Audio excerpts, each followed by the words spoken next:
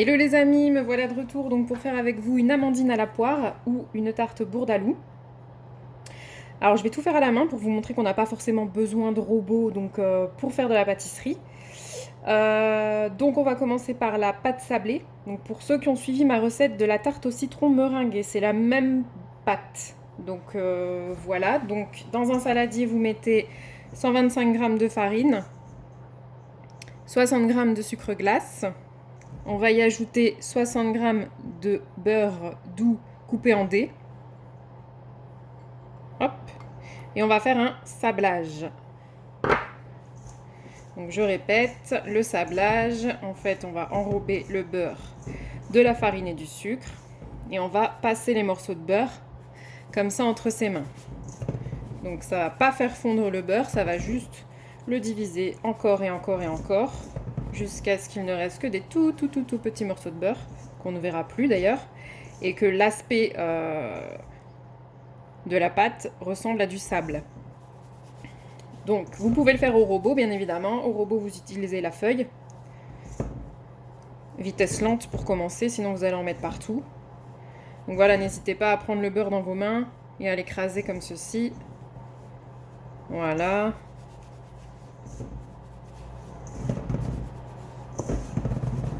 Bon, ça prend quelques minutes quand même, hein.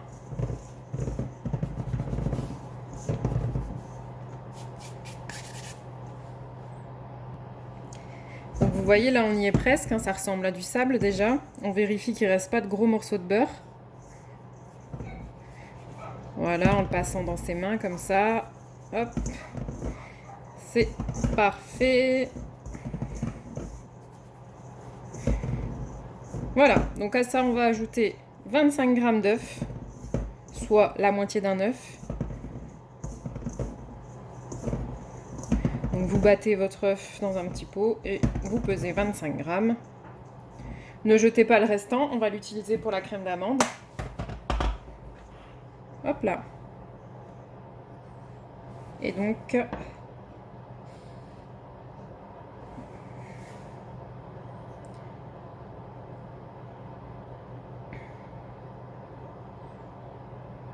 on verse 25 g.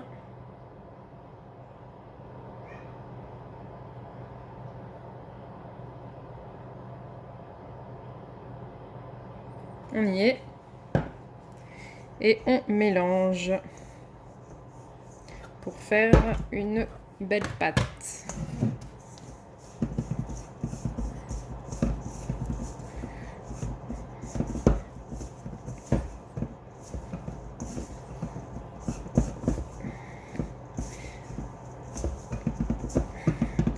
Si vous trouvez ça trop sec, vous rajoutez un petit peu d'œuf puisqu'il vous en reste. Si vous doublez la recette et que du coup vous utilisez l'œuf entier et que vous trouvez que votre pâte est un petit peu sèche, vous rajoutez quelques gouttes de lait. Mais alors vraiment, on y va au compte-gouttes parce que il manquera pas grand-chose. Voilà. Là, on a une belle pâte. On va pouvoir passer au phrasage de la pâte. Donc, hop là. On met sur le plan de travail. Et le phrasage d'une pâte sert à vérifier qu'il ne reste pas de petits morceaux de beurre ou de petits morceaux de farine qui n'auraient pas été mélangés. Donc il suffit juste d'écraser sa pâte sur votre plan de travail. Et vous voyez, elle est bien lisse, bien homogène. Elle ne colle pas. On l'aplatit. On la filme et elle part au frais. Bon, si vous voulez faire votre tarte assez rapidement, vous la passez 10-15 minutes au congélateur en la surveillant bien qu'elle ne congèle pas, mais juste qu'elle durcisse. Si vous avez le temps, vous faites votre pâte la veille ou vous faites votre pâte le matin pour l'après-midi, vous la mettez au réfrigérateur, pareil, jusqu'à temps qu'elle soit durcie et plus facile à étaler et à travailler pour le fonçage de la tarte. Donc je vais la filmer, je vais la mettre au frais. c'est parti. Voilà, donc on va passer à la crème d'amande. Donc pour la crème d'amande, il vous faudra donc 100 g de beurre pommade, 100 g de sucre, 100 g de poudre d'amande, voilà, 65 g d'œufs et 19 g de farine. 19 ou 20 g, c'est la même chose, on n'est pas au gramme près. Alors, on va commencer avec le beurre pommade. Donc beurre pommade, voilà, vous voyez la texture, très mou, donc très facile à travailler. Donc n'hésitez pas à le passer quelques secondes au micro-ondes. Alors vraiment quelques secondes, parce que ça fond très vite. Voilà, donc beurre pommade, sucre,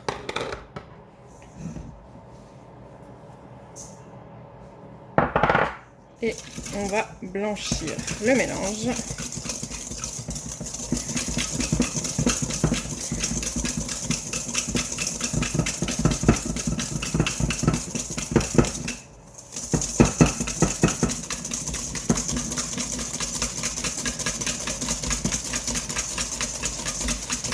Donc on mélange vigoureusement pour mélanger le sucre et le beurre.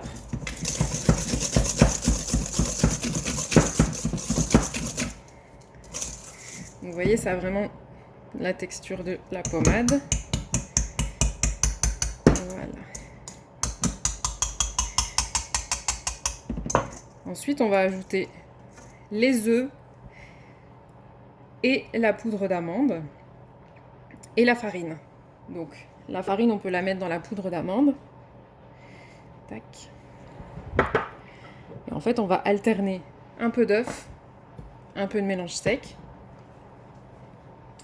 Je vais juste peser la bonne quantité d'œuf, puisque là, du coup, j'ai le reste de mon œuf pour la pâte sablée et j'ai rajouté un œuf. Donc, on a besoin de 65 g.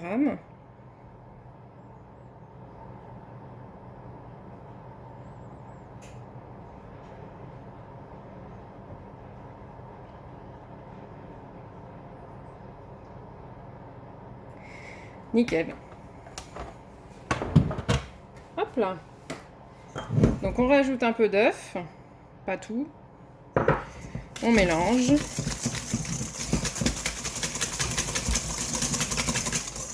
Toujours énergiquement.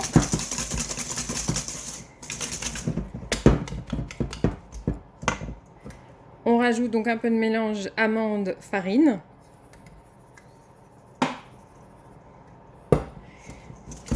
Et on mélange.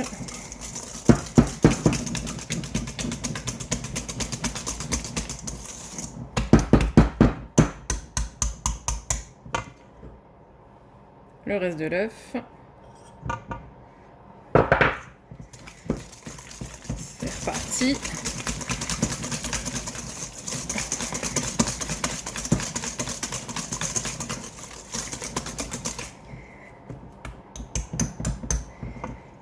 Et le reste de la farine et de la poudre d'amande.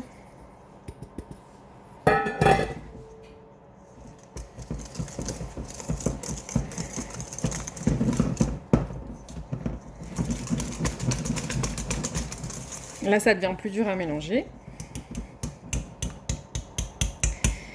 Mais comme ça, on fait son sport en même temps.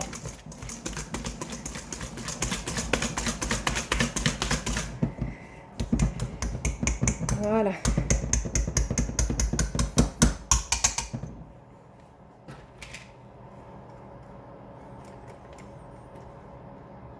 Hop. Je vais finir à la maryse. Donc, vous voyez, on a toujours un mélange pommade. Tac. Et ça sera versé directement dans le fond de tarte qui ne sera pas pré-cuit. Donc on peut tout enchaîner. C'est ça qui est bien avec cette recette. Il n'y a pas trop de temps d'attente. À part la prise au frais donc de la pâte. Hop.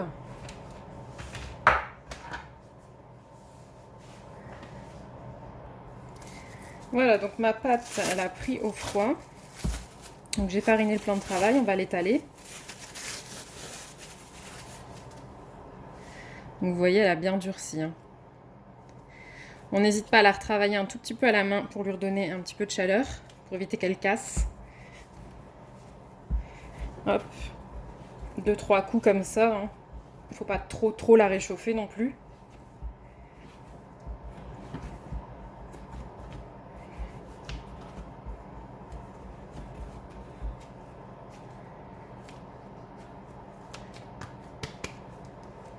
Je vais remettre un petit peu de farine. Un peu de farine au-dessus. Et on étale la pâte.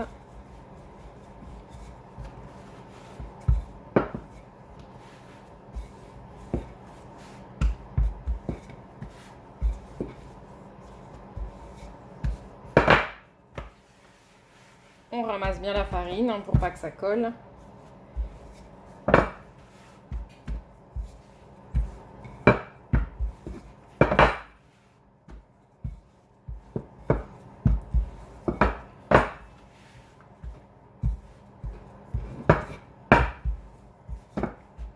Voilà.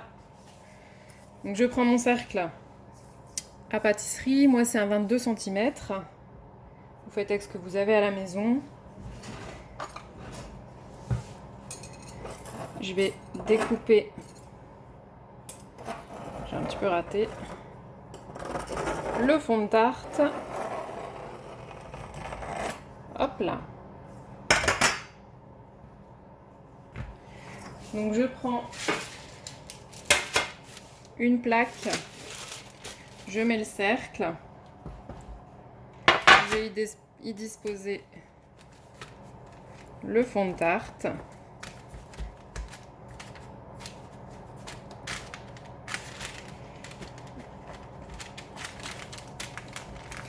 Et maintenant, je vais venir faire les contours. Donc je vais réétaler ma pâte.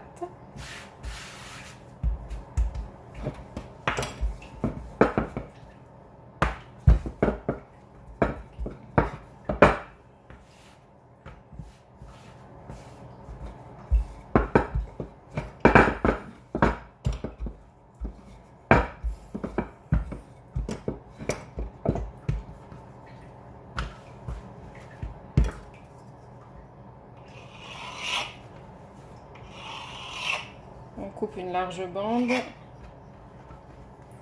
Tac. Qu'on va venir disposer ici tout autour du cou.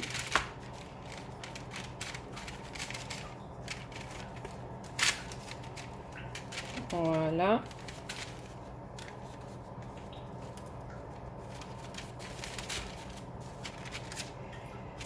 Je vais faire une deuxième bande pour l'autre côté.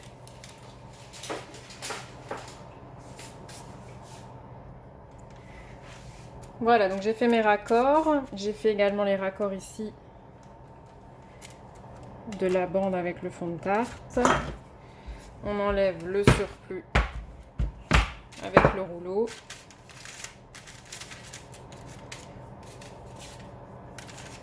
Voilà, hop, hop, hop. N'hésite pas à revenir pincer ici puisque ça a écrasé un petit peu les bords. Donc moi j'ai eu tout juste assez de pâte pour un cercle de 22 cm. Donc n'hésitez pas à doubler la recette si vous avez un grand moule à tarte. Voilà. Pas besoin de cuire, on va verser la crème d'amande.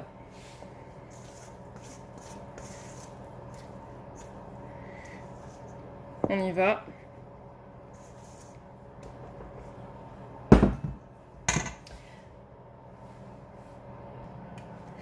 Voilà, donc là j'ai tout mis et je viens répartir ça dans le moule avec ma petite spatule.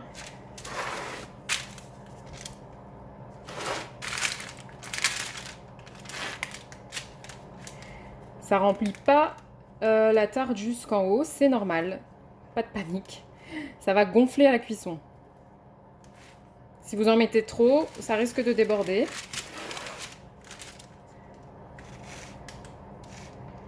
Donc, on essaye de faire quelque chose d'assez plat quand même. On va venir mettre les poires par-dessus. Voilà.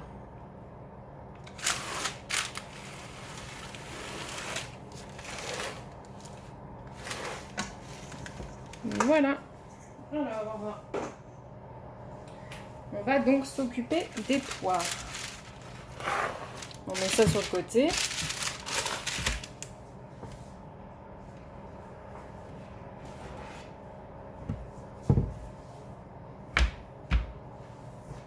Donc c'est des poires au sirop. Donc je les ai égouttées. Alors moi j'ai gardé le jus. Vous n'êtes pas obligé. Ça permet de napper la tarte en fin de cuisson, lui donner un peu de brillance, mais vraiment c'est pas obligatoire. Donc je vais prendre un couteau. Alors les poires, demi-poires. On va couper des tranches. Donc pas trop fines, pas trop épaisses, je dirais 4-5 mm.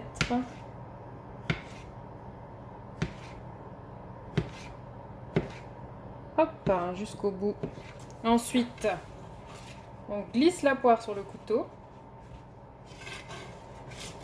On essaye tout du moins. Et on glisse la poire vers l'avant. Comme ceci. Ah, ça glisse. Et en fait, on va disposer donc les poires comme ça, avec la pointe qui va vers le milieu. On prend sa poire. Et on la met ici. Voilà. Donc on répète ça avec toutes les poires. Je vais en mettre 4 grosses. Donc je vais venir en mettre encore une ici, une ici et une ici. Si vous en avez des plus petites, vous pouvez bien évidemment en mettre un petit peu partout. Voilà, donc j'ai mis toutes les poires. J'ai rajouté des petits morceaux de poire ici, au milieu, parce que, voilà, parce que j'adore la poire et que ça sera plus gourmand. Alors ensuite, ce qu'on va faire, c'est qu'on va mettre des amandes effilées, donc là où il n'y a pas de poire. Alors pour les personnes qui ont décidé de faire cette tarte à la framboise, donc en fait, vous faites tout pareil jusqu'à avant les poires, et ensuite vous venez enfoncer des framboises un petit peu partout, de manière assez jolie, et c'est tout, ça sera terminé. Donc on prend des amandes effilées, on n'en met pas des tas, hein. Ça sert à rien. Et on vient ici en mettre là où il n'y a pas de poire. Tac.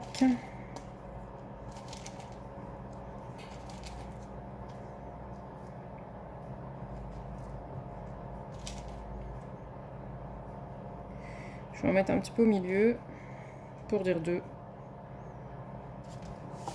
Voilà.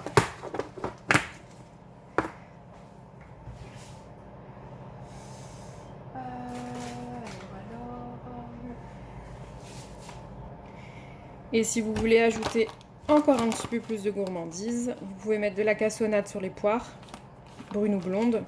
Moi j'ai pris de la blonde. Et je vais juste faire une petite ligne sur la poire, sur chaque poire.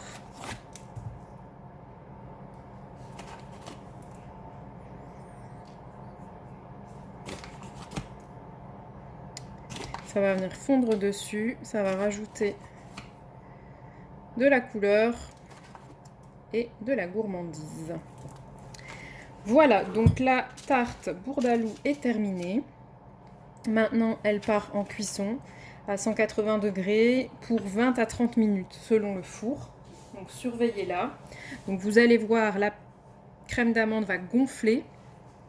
Elle va venir à hauteur des poires ou des framboises, hein, ça dépend ce que vous avez choisi, ou des pommes si vous la faites à la pomme également. Donc voilà, on se retrouve donc tout à l'heure pour la sortie du four.